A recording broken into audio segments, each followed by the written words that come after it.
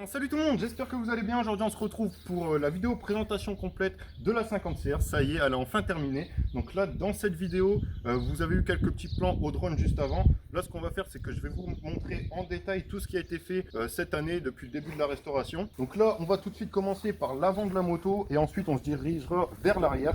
Pour commencer, donc on a une jante avant que j'ai retrouvée sur eBay, donc aux États-Unis, parce qu'il manquait les deux roues tout simplement. Donc il a fallu retrouver deux jantes, deux pneus neufs et deux chambres à air. Donc voilà pour ce qui concerne la roue avant. Tout ce qui est la partie du frein avant, c'était toujours sur la moto, donc j'ai pas eu besoin d'en retrouver. Les freins étaient encore bons. Au niveau des fourches, donc on a changé, on a fait une vidange d'huile de fourche puisque ça faisait un moment qu'elle n'avait pas été changée. Donc une petite vidange. Là, je viens de remarquer qu'il va falloir changer les joints speed fourche, mais vu que la moto doit être prête pour dans 2 semaines, parce que l'anniversaire c'est dans 2 semaines, donc j'aurai pas le temps de les changer malheureusement. J'en ai acheté des neufs, mais il faudra les changer par la suite. On reste sur la partie avant, le garde-boue avant il perdait de sa couleur, donc dans les vidéos je vous ai montré un petit peu comment il était à la base. Ce que j'ai dû faire, c'est venir le poncer du grain 200 jusqu'au grain 2500 tout simplement pour qu'il retrouve sa couleur d'origine. Au niveau de la plaque avant, donc du plastique avant, j'ai rien eu à refaire, il y a juste le kit déco, donc kit déco personnalisé que j'ai fait faire par un Design Air sur Instagram. Au niveau du poste de pilotage, ici on a un guidon, c'est le guidon que j'avais à l'origine. Je l'ai fait repeindre en noir à la peinture époxy. On a une poignée tirage rapide de TNT que j'ai commandé sur la bécannerie, avec 2 poignées 9 watts que j'ai commandé sur Scootfast. En ce qui concerne les deux leviers, le levier de frein avant et le levier d'embrayage, je les ai fait repeindre pareil à la peinture époxy en même temps que le guidon. Le cadre, donc le cadre a été repeint peinture époxy rouge d'origine Honda. Donc tout a été fait par la même entreprise. Et on a aussi le bras oscillant arrière qui a été repeint aussi à la peinture époxy. On reste sur la partie avant, donc au niveau du réservoir, j'ai changé les 2 autocollants parce que les anciens étaient abîmés, donc j'en ai mis des neufs tout simplement. En ce qui concerne la housse de selle, je l'ai changé, donc je l'ai fait faire par Clemens Design. Enfin, il m'a juste fait la pose en fait, puisque la housse de selle, je l'ai trouvée sur eBay aussi. C'est une réplique puisque Honda n'en produit plus à l'heure actuelle. Donc ici, vous voyez également sur les 2 côtés latéraux, donc c'est exactement la même chose de l'autre côté, mais le kit déco avec le petit numéro et le nom de famille. On va se recentrer sur la partie moteur. Donc au niveau du moteur, donc on a tout le bas moteur qui a été contrôlé par mon cousin. Donc tout le bas moteur est bon, boîte de vitesse, etc. J'ai fait une vidange neuve avec de l'huile de boîte de chez Ippon. En ce qui concerne le haut moteur, donc j'ai fait réalisser le cylindre puisqu'il était complètement HS. J'ai mis un piston neuf avec des segments, etc. Tout est neuf. Donc je l'ai monté également dans une vidéo. Il y a une vidéo dédiée spécialement pour ça. Alors tous les joints au moteur, donc ils sont neufs puisqu'on a refait le haut moteur. J'ai donc nettoyé et mis des joints neufs au niveau de la pipe d'admission et de la boîte à clapper. Alors en ce qui concerne le carburateur, j'ai nettoyé tout l'intérieur. Vous avez vu, je vais vous mettre une photo à l'écran, mais comment la cuve était dégueulasse puisqu'il y a de l'essence qui était restée dedans depuis une dizaine d'années. Donc l'essence avait séché à l'intérieur, c'était n'importe quoi. Donc j'ai dû tout nettoyer l'intérieur du carburateur. Et puis il manquait le ressort là où vient se placer le cap d'accélérateur. Donc j'ai dû retrouver un ressort pour un carburateur Kein PE20. Alors en ce qui concerne le cap d'accélérateur, j'en ai mis un neuf qui vient rejoindre jusqu'à la poignée ici d'accélérateur, donc le tirage rapide que je vous parlais tout à l'heure. Et puis pour terminer au niveau du moteur, ici on a le silencieux qui a dû être rénové par mon voisin parce que la tôle était complètement pourrie d'un côté et donc il y avait un petit peu de fuite à ce niveau-là. Donc il a découpé la tôle et puis on a remis une neuve, donc avec une petite soudure et c'est parfait.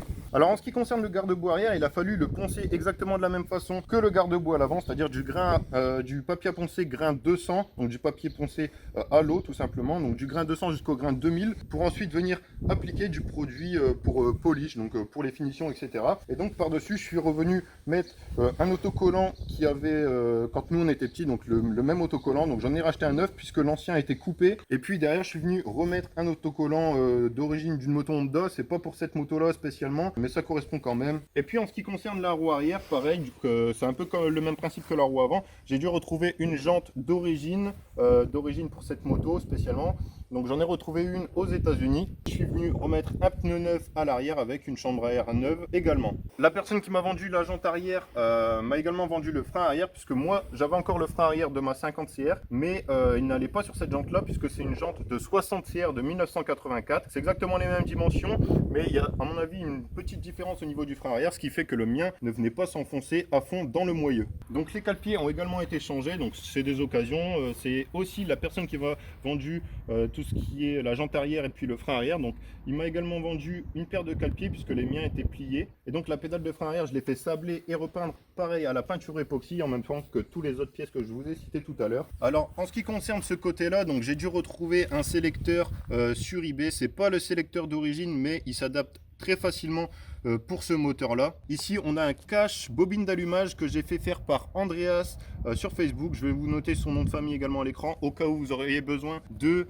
refaire faire aussi votre cache allumage. C'est exactement les mêmes sur les 50 et les 60 CR de 1983 à 1985. Et puis Andreas qui m'a fait ce cache allumage, il m'a également refait le slider chaîne qu'on voit juste ici, donc qui vient protéger le bras oscillant des frottements de la chaîne.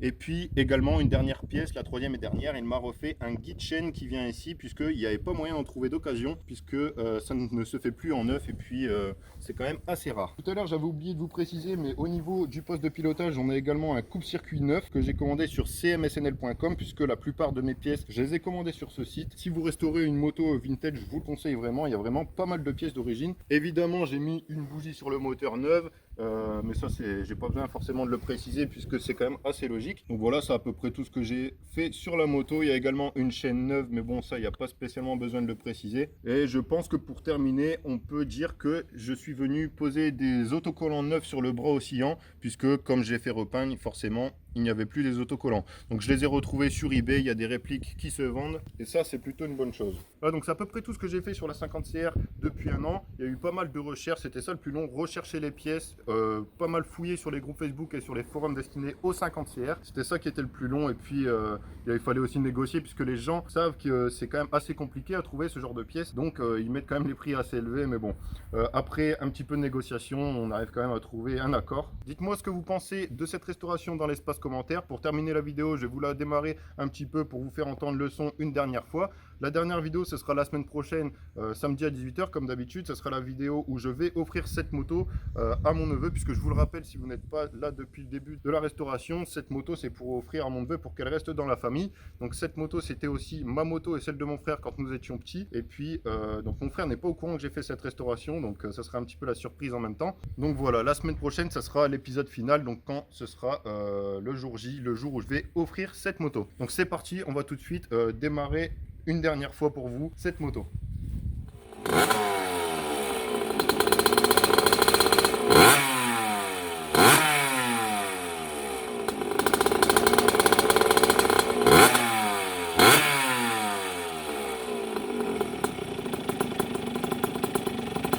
Bon les gars, j'espère que cette vidéo vous aura plu, que cette série aussi vous aura plu. Si c'est le cas, comme d'habitude, n'hésitez pas à me le faire savoir dans l'espace commentaire et en mettant un pouce bleu en dessous de la vidéo. Je vous invite aussi à vous abonner si ce n'est pas encore fait. Allez, on se retrouve la semaine prochaine, samedi à 18 h. Salut tout le monde et à la prochaine.